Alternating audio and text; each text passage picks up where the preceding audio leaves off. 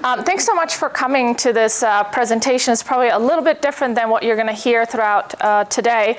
While I'm doing my brief intro, if you'd like to sign up for my free fiscal newsletter, which is read by members of Congress, it'll give you a heads up about what's happening in Washington, always written in a way to help you connect the dots for how it impacts your life, your wallet, and your economic opportunities. What I'm going to do today is give you an overview of how our national debt affects your financial future, and importantly, the financial future of your students, because we are on a highly unsustainable fiscal trajectory that will lead to either severe fiscal crises or significant inflation and economic stagnation. Our best predictions are somewhere in the 10 to 20 year time frame. So this will impact your students at a time as they are rising in their careers, maybe already having bought a home or in the process of doing so, perhaps wanting to start a business and raising their families, all of which will impact the national debt, will impact their ability to realize all of those dreams. So I hope this will be helpful to you as you speak with your students about the coming fiscal storm, how it impacts their opportunities, and how they can prepare to weather it. So I'm going to initially run through our federal budget so you have an appreciation for what's driving the fiscal storm, and I'll also talk about some of the political incentives that are at play here and why it seems unlikely that our political system will resolve this fiscal storm before it comes to a head. So if we don't fix the problems, what are the consequences, and then how can we prepare for that? Towards the end, I'll talk about the social insurance system that our federal government has set up and how individuals should complement it with their own private savings, some of the federal savings vehicles and their benefits and trade-offs that are available for doing so, and some recommendations for how to best take advantage of them. So let's dive right in. I hope to have a little bit of time for questions towards the end, because that's always most exciting to me, is to hear what you're curious about. So jumping right into our national debt trajectory, what you're seeing here is the U.S. federal government debt, what the federal government has borrowed in credit markets. So this does not include the debts owed to Medicare or Social Security. This only includes the credit that the federal government has taken out, what the federal government has borrowed from bondholders, many of which are domestic bondholders, including teachers' pension funds, for example, and then large shares also foreign bondholders. Many countries use the US dollar as their reserve currency. I just came back from Ecuador, which has fully dollarized, meaning their economy actually runs on US dollars. So those are some of our bondholders. But what you're seeing here is that debt that our federal government owes to these bondholders expressed as a share of gross domestic product. So we talked about Strand 1 here. Gross domestic product is the entire, the final sales of all domestic production in the United States. The way that's broken down is into consumption, what we all spend when we go to the grocery store, to the gas station, etc. That's consumption, plus investment. So what people are putting in their pension funds, stock markets, the stocks that people buy, and then government spending also factors into gross domestic product. One way to describe gross domestic product, or GDP, is the size of the US economy, all the final goods and services. So why express our debt as a share of GDP? Because that tells you how big the debt is in the context of what we produce as a nation in a given year. And this also tells you whether the debt is sustainable. Because what we have right now is debt over here at roughly 100% of our economy, 100% of GDP, which is a level we haven't seen since right after World War II. But now we are at that level, and it's not because we've come out of a major war. Yes, we had a pandemic, but actually there's been some structural changes driving this growth in the debt, and these numbers are from the Congressional Budget Office. They do not project a future crisis. So this is their optimistic scenario that our debt is going to reach never before seen levels as soon as 2030 and continue rising from there, assuming bondholders will continue to buy our debt. Again, that's a big if. Several nonpartisan scoring entities like Penn Wharton, they have a so-called budget model, predict that our debt will become unsustainable and trigger a fiscal crisis over the next 15 years. These assumptions, again, were before we had the one big beautiful bill, as President Trump likes to call it, which would actually significantly accelerate this debt trajectory. We would end up at 170% of debt to GDP rather than 154%. So it's possible that the fiscal crisis could come sooner if that bill passes. In the United States history, we generally run up large debts as a result of wars. World War I, and you can see World War II here was the major one. And after that, debt as a share of the economy would tend to decline. And one of the reasons for that was, of course, less spending once the war was over. We needed less military spending. Resources that were deployed for the war effort, soldiers as well as capital, could be deployed back into the consumption economy that would create jobs and growth. And during this period, right after World War II as well, you know, women joined the labor force in larger numbers. We had the so-called baby boom, which increased the labor force in the future, all of which contributed to high growth. Now we are in a very different situation. One more thing I want to mention about this as we move on to the next picture is that economists have identified 80% of GDP debt as which is roughly at this level here, as the threshold above which debt that's growing drags down economic growth. So our economy is now growing more slowly because our debt is so high. And in fact, the Congressional Budget Office estimates that if President Trump's tax bill passes, the drag from the additional debt on growth, economic growth reduction will be higher than any economic benefits from extending those tax cuts. So that's deeply troubling because right now Congress is talking about making this already highly unsustainable situation worse. So how much debt drag are we talking about, and what is the impact on your pocketbook? Well, what happens when debt drags down economic growth? It reduces the per person income for the individuals in our country. It does this by reducing investment by businesses, which reduces future growth because it means fewer life-saving innovations, fewer investments in research and development, which can lead to new products that can grow the economy. If the government is borrowing so much, it drives up interest rates, which makes it more costly for businesses to be able to make those investments and especially borrow for them. And in the most optimistic scenario that I showed you, again, discounting the current discussions in Washington, the decline in per person income, this includes, of course, every man, woman, and child. So if you quadruple that roughly for household income, the decline in per person income by 2030 in the optimistic scenario is $500 less annually in people's pockets. So that's $2,000 less for a family of four. Roughly almost $2,000 less by 2040 in per person income, which quadruple that, and you're talking about almost $8,000 in less income for a household. Those are significant numbers.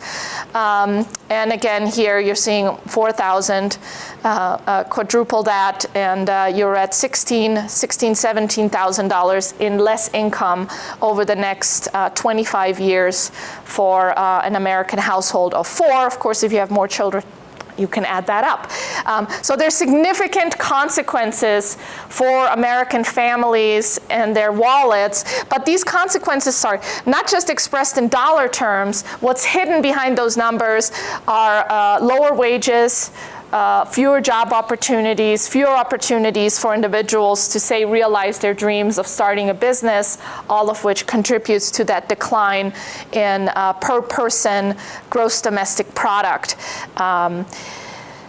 It also could mean life-saving drugs that aren't developed, which means that people will be dying sooner than they otherwise would. All of this in economics we refer to as an opportunity cost, is what could have been if we had been more financially responsible. Politically, the challenge we face with resolving this crisis is the programs that are driving the growth in the debt. And this is often lost in the rhetoric you hear from Washington. So this is a breakdown of the US federal budget, where the money goes, again, in terms of US gross domestic product, or GDP, so that we can look at things from that perspective of how much do we have available as income in the country, and how much of that is the government allocating, and to what. And I want to point you to the projections coming up after 2023. And you can see there are 3 categories that are actually declining as a share of GDP. They're going down. Discretionary spending, half of that is national defense. The other half is domestic programs, many of which President Trump is currently trying to cut. That includes funding for foreign aid, funding for museums, libraries, cultural institutions, the Department of Education. As you know, the administration is trying to shut down. All of that is called discretionary spending. That was already, as you can see, it's been on a decline for a long, long time. That is the part of the budget that Congress votes on annually. So when we talk about whether there's going to be a government shutdown, we're only talking about that discretionary component of the budget. It now makes up about 27% of the entire budget. It used to be more than half. Why has it declined? Primarily because other programs have grown significantly. The major drivers of our debt, and those are also the programs growing the fastest, are healthcare programs. Medicare is the big elephant in the room, followed by Medicaid and other healthcare. Healthcare has been growing on average faster than our economy. Economists refer to such a good that people buy more of when they become wealthier as a luxury good, rather than a normal good. Like potatoes are a normal good. If you become wealthier, you might substitute from eating potatoes towards eating more beef, for example. But with healthcare, it's the opposite. As we become wealthier, we want to buy more healthcare because we want to buy more time. We want to buy a longer life. We want to buy a healthier life. And that wouldn't be such a problem if people paid for healthcare primarily out of pocket, with the government, say, providing catastrophic health insurance for someone who has a significant accident or a chronic condition like cancer. But what we have created in the federal government is sort of a free-for-all buffet of healthcare services for things that people should be paying more out of pocket for, so we can make better decisions about, is this really necessary? Do I really want this? But when the government is paying for a lot of this, then it's like there's no real incentives, there's no real pricing mechanism. And so economists estimate that about 30% of our healthcare spending is wasteful, defined as neither making the recipients of that healthcare healthier, nor making them feel better about themselves. So that's unnecessary tests and procedures that ultimately don't do a whole lot except signal and pat the pockets of healthcare providers and insurance companies. But until we move towards a system where people are in greater control of their own healthcare dollars, I don't think we can really fix that. And so that's the big driver of our growth in the debt, is really healthcare spending. Medicare is also in part driven by our society aging. the part of the population 65 and older is growing from about 15% of the total population to 20%, because we are moving through the baby boom and fertility birth rates have declined after that and are continuing on a downward trend. In fact, in the United States today, we would have a declining population if it weren't for immigration. Immigration actually allows our population to still grow slightly, but without immigration, we would already be suffering population decline. And then the other major driver that's programmatic is Social Security, roughly governed by the same factors as Medicare, so an aging population. The eligibility ages for these programs have not been adjusted to reflect life expectancy. What a lot of people don't realize is when Social Security was established, life expectancy was 64. Benefits didn't kick in until 65. So the program was initially targeting those Americans who outlived the average person. Today, life expectancy is roughly 78. But the Social Security age has only gone up by 2 years, the normal retirement age from 65 to 67, and the Social Security Medicare age hasn't gone up at all. It's still 65. So you can kind of see how the programs may have become more expensive if now most people live well into their 70s and many people into their 80s, 90s, and some are lucky to cross that 100-year threshold, while the programs were established at a time when the vast majority of people actually died before they ever became eligible. So that's a very different program, right? And so the costs for these programs have gone up significantly, where roughly 40 cents of every dollar the federal government spends today is supporting individuals 65 and older, primarily through Social Security, Medicare, and Medicaid. That's right. 40 cents of every dollar the federal government spends goes towards individuals 65 and older.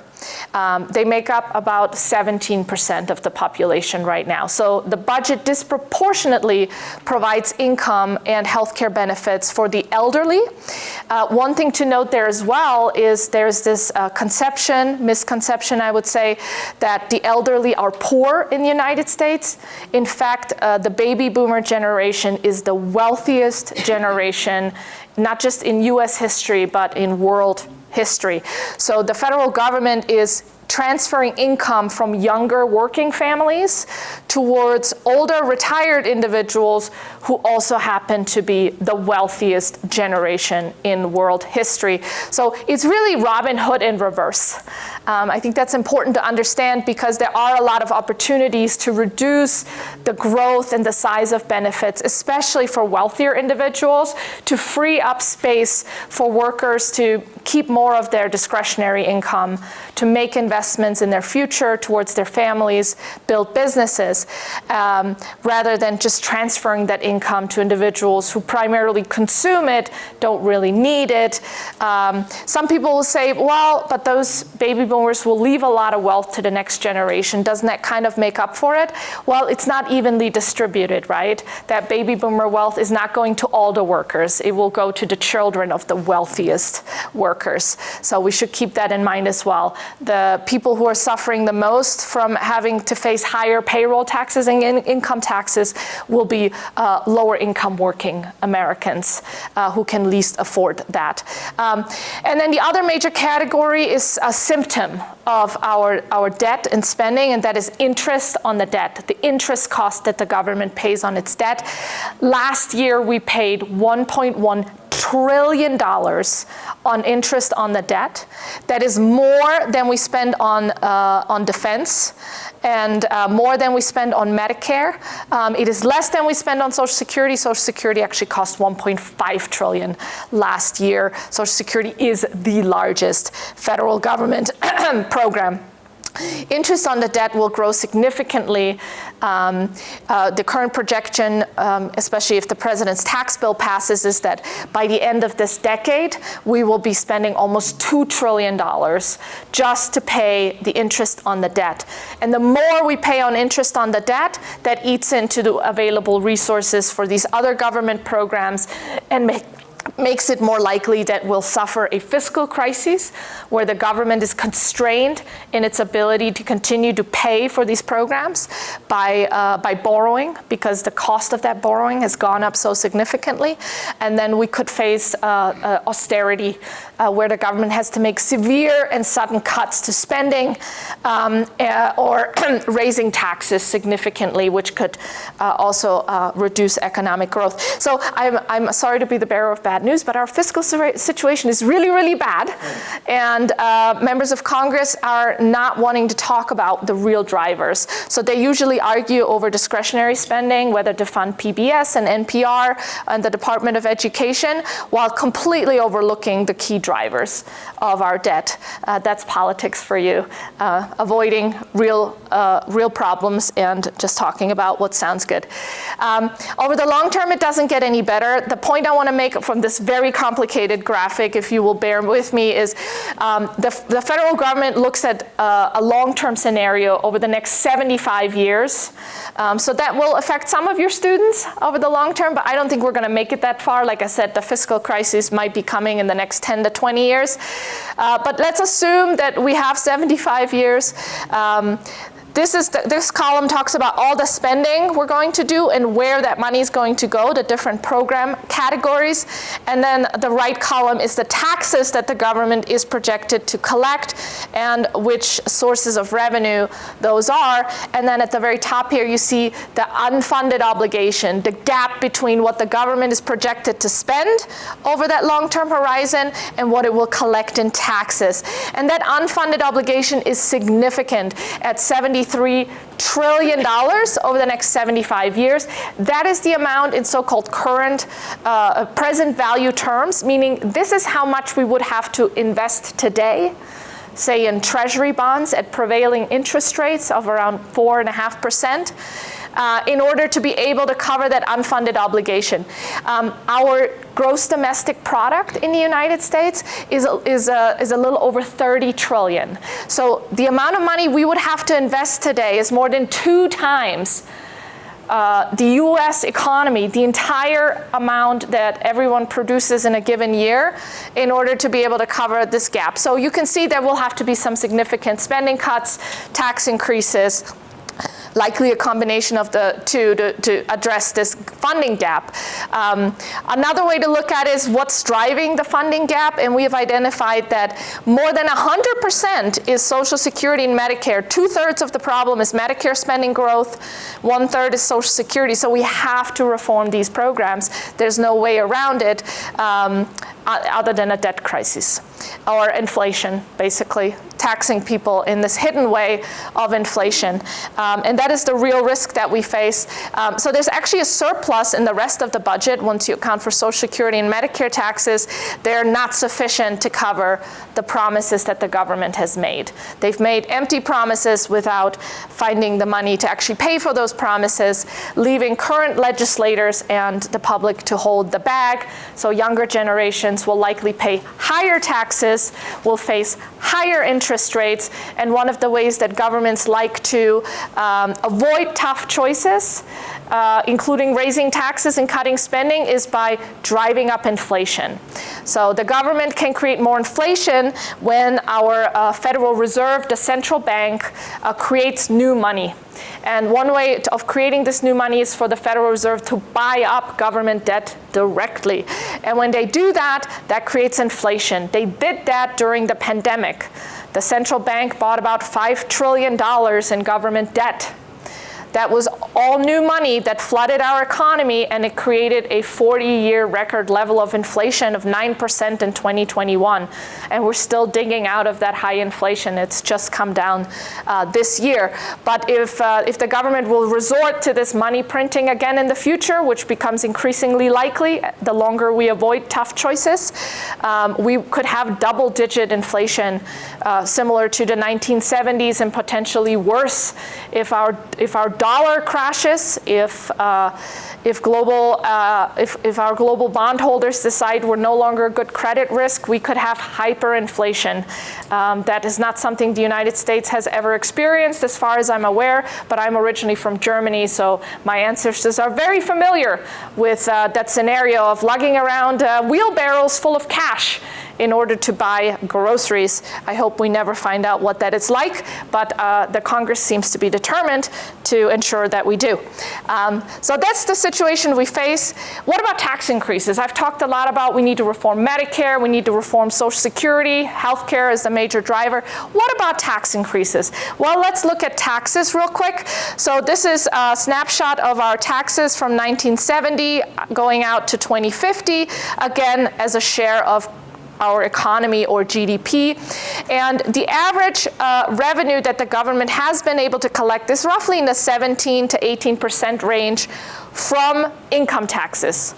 This is just looking at the current income tax and payroll tax system that we have. So all the revenue the government has been able to collect from the current taxes on individuals, corporations, etc. And then the orange line is our spending. And you can see there's a widening gap, and there's always been somewhat of a gap, but it's kind of, evened out a little bit. We had the last surplus in 2021 under the Clinton administration, and it's been downhill from there. And you can also see that actually revenue has been quite stable. It's fluctuated with the economy up and down, but it's been pretty stable around that 17, 18% line.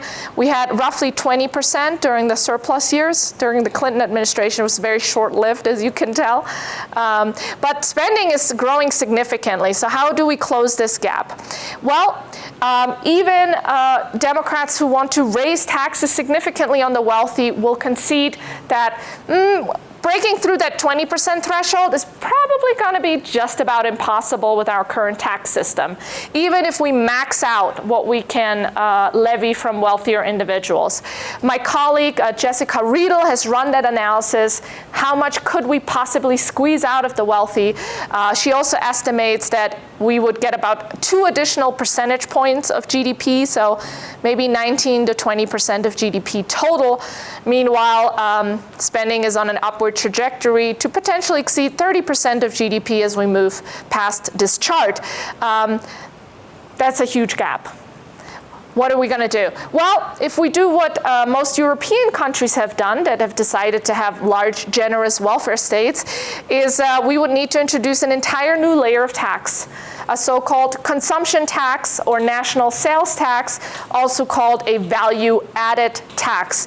In Europe, the average value-added tax is around 20%.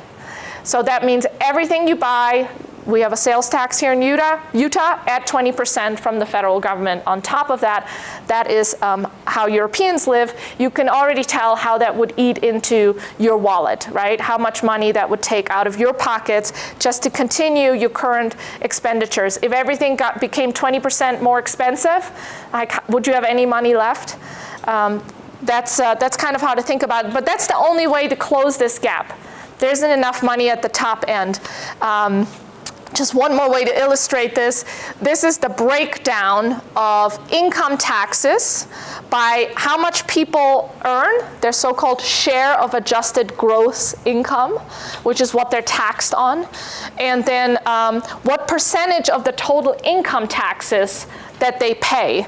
And on the top right, the orange bars, that's the top 1% of income earners, and they earn a disproportionate share. We do have significant income inequality.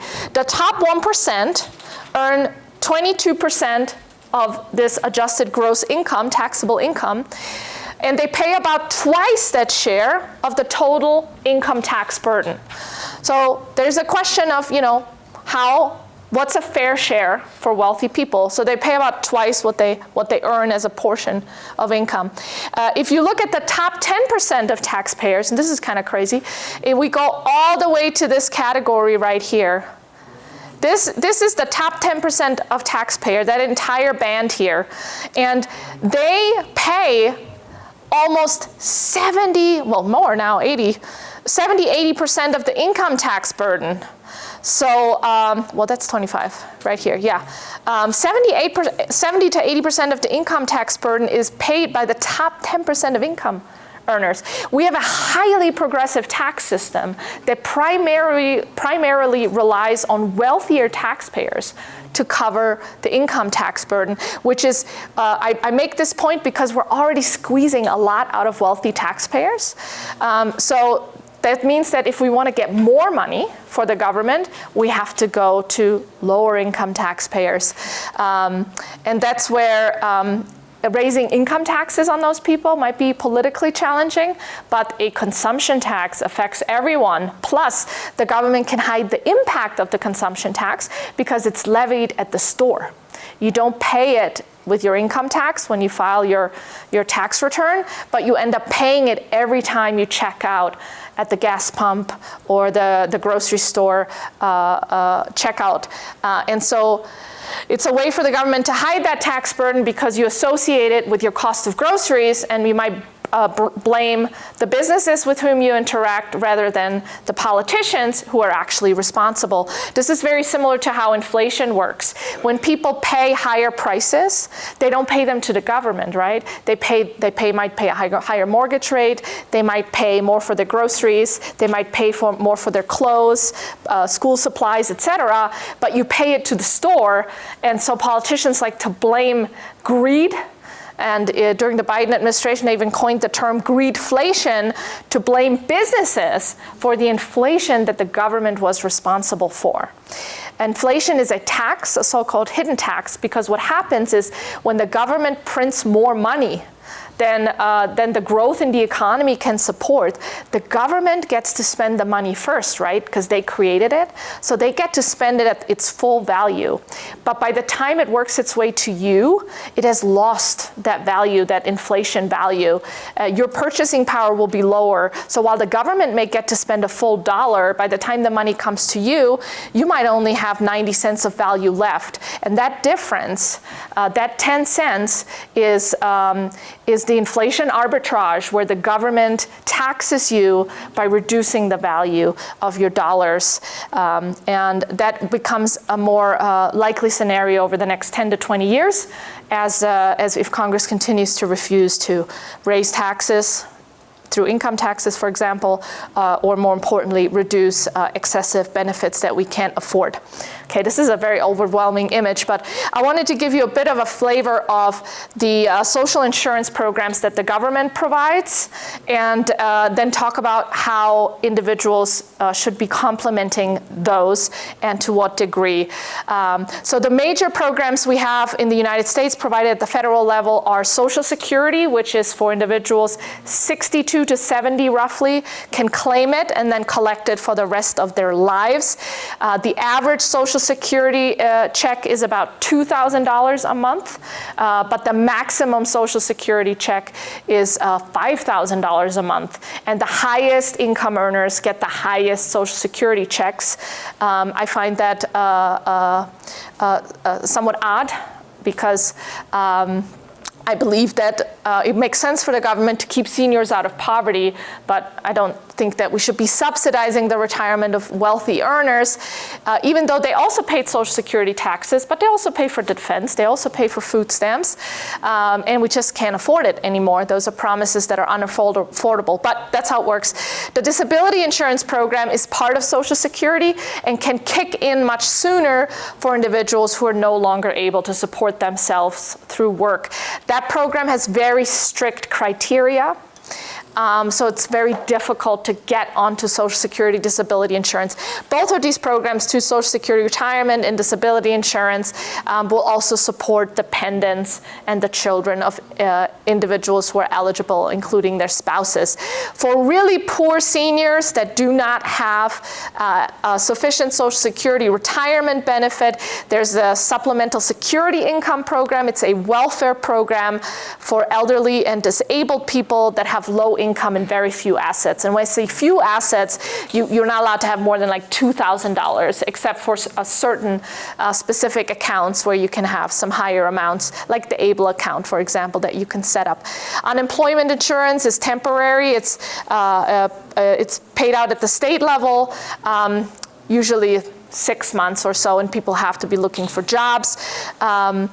But it's only for individuals who are employed where their employer actually collects unemployment insurance. So gig workers, Uber drivers, for example, DoorDash delivery people are not covered by that system, which can be an issue because it can create a gap for these individuals. Welfare, temporary assistance for needy families, limited cash aid primarily for families with children, and has work requirements. So this is for people who really can't make ends meet. And then the earned income tax credit is a little more generous, comes through the tax system. Many people can claim it automatically. There's a lot of fraud in this program, but it is available. Child tax credit is another one. And then SNAP, so-called food stamps, where people receive electronic benefit cards to be able to support themselves and their families.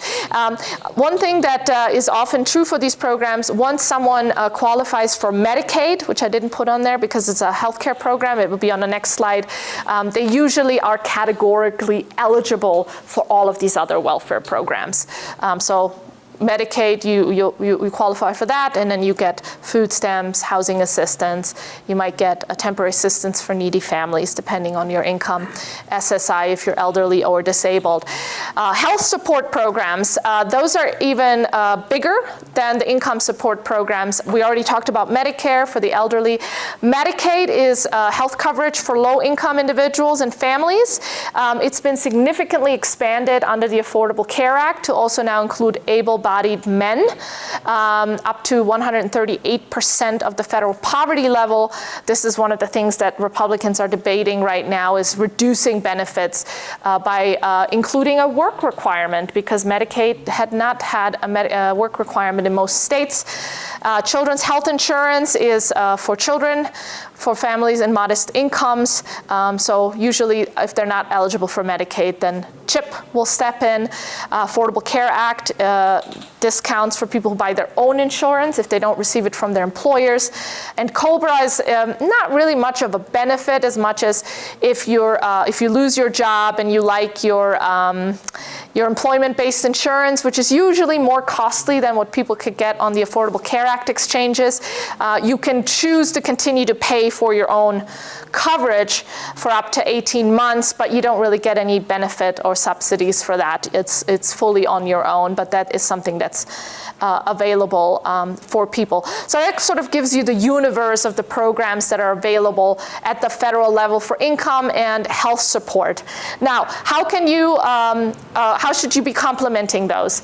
My favorite federal savings account is the health savings account. Who has a health savings account? You have to have a high deductible health plan, but if you're eligible for this, this is the very best savings account that the federal government makes available with tax incentives, because you get triple tax advantage savings for medical expenses. What does that mean? You don't pay income taxes on the amount you put in there. You also don't pay payroll taxes. And if you use it for eligible health expenses, you don't pay taxes on the way out either. So you're never taxed on that amount. You can access the money immediately for health-related expenses, and then in retirement, after age 59 and a half, you can access it for any of your income needs, and you just have to pay the income tax at that time. But if you're using it for medical expenses, again, you never pay tax on that amount, which I always recommend. If you have a health savings account, max that out first. 401k, 403b, the thrift savings plans, the equivalent for federal workers, those are only income tax deferred. So you still pay payroll taxes, and then when you take the money out, you have to pay those income taxes as well. So you can already tell it's still a tax-deferred account, but it's not as good as the health savings account. However, often employers will provide a match for these accounts, so it can make sense for someone to put at least up to the match so they can take full advantage of what their employers provide. For individuals that don't have access to these employer-provided accounts, there's the option to set up individual retirement accounts. So traditional IRA is, again, tax deferred, similar to the 401k. The Roth is basically you pay income taxes today, and then theoretically you won't have to pay them when you take the money out. But given our fiscal situation, you're taking a bet. You're taking a bet that the government will honor that in the future when they run out of money. So I tend to prefer traditional. I'd rather not pay taxes now while I can avoid it. And then I figure I'll have to pay them down the road anyways because the government's running out of money quickly. 529 college savings plan. If you have children, this is a good option to save for their education. And then I-bonds, it's not a savings account, but the federal government up to a limit, I think last I checked it was $10,000 annually for an individual.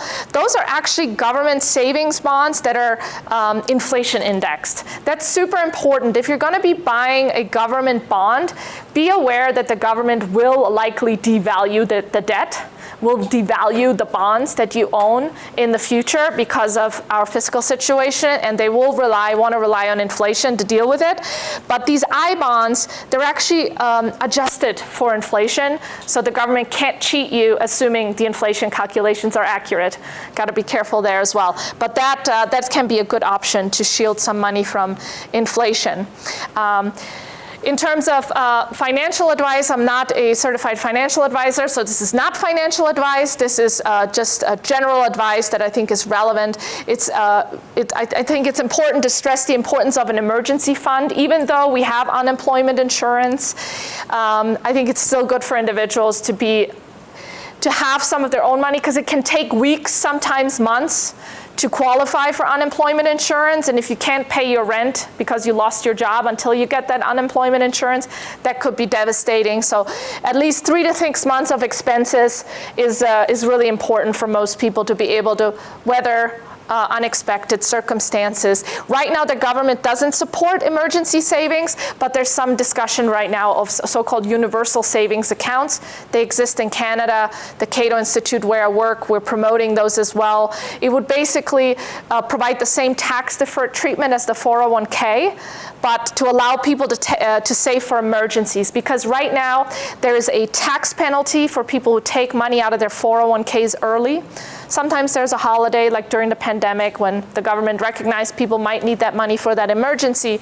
But for the most part, the vast majority of people who end up paying the tax penalty on their 401k are the poorest Americans who run into that emergency, don't have any emergency savings, and end up tapping into their 401k and then paying the income tax on that plus a 10% penalty. They can least afford to shoulder that, especially in an emergency. So having a separate emergency savings fund can be really important. Disability insurance. The government provides long-term disability insurance, but for some people it can take 2 years before they qualify. It is a very difficult process, and so it is important to have short-term disability insurance as well. Some employers will offer it. It might be 2 months, it might be up to 6 months, but it rarely is as long as what many people will need if they become disabled to qualify for Social Security disability insurance. So it can make sense either to beef up your emergency fund and self-insure, or buy a short-term disability policy that covers you for at least a year to account for the fact that it will take time to get the federal benefit. Retirement savings, a lot of investment funds suggest 15%. You might have heard that people should be saving 10 to 15% of their annual income. My colleague Andrew Biggs has actually looked at, well, how much can people expect to get from Social Security and Medicare? Do they really need to save 15%? That seems like a lot. And he's identified that not at all. In fact, low-income people don't need to save much at all, about 1% of their annual income between the ages of 30 and 65 to complement their Social Security and maintain their living standards into retirement. So a lot less. Middle income people, around 3 to 4% of their annual income they should save between those 35 years. And then for higher income people, in order to maintain their higher expenses, it's about 7%. But the 15% rule seems like something the financial industry came up with so they can manage more of your money, which which allows them to make more of their money. But most people are, if they are following that rule, are actually over-saving because it discounts the availability of these federal programs, which cover most healthcare, income needs, and in fact, even long-term care needs, with Medicaid covering that for most people. Health savings account, we already talked about, super duper awesome. Highly recommend maxing that out if you can afford it. And then, yeah, 529 and brokerage accounts. If you have any extra that you want to set aside, this is a good option. I want to wrap it up because I know James wants to say a few final words. What I'm hoping you can take away from my presentation today is that the federal budget matters to your wallet. Debt and deficits have a significant impact on the economy that you experience, with government borrowing reducing economic growth through private investment and with higher interest rates. That also affects what you will pay on your mortgage, car loan, and credit cards.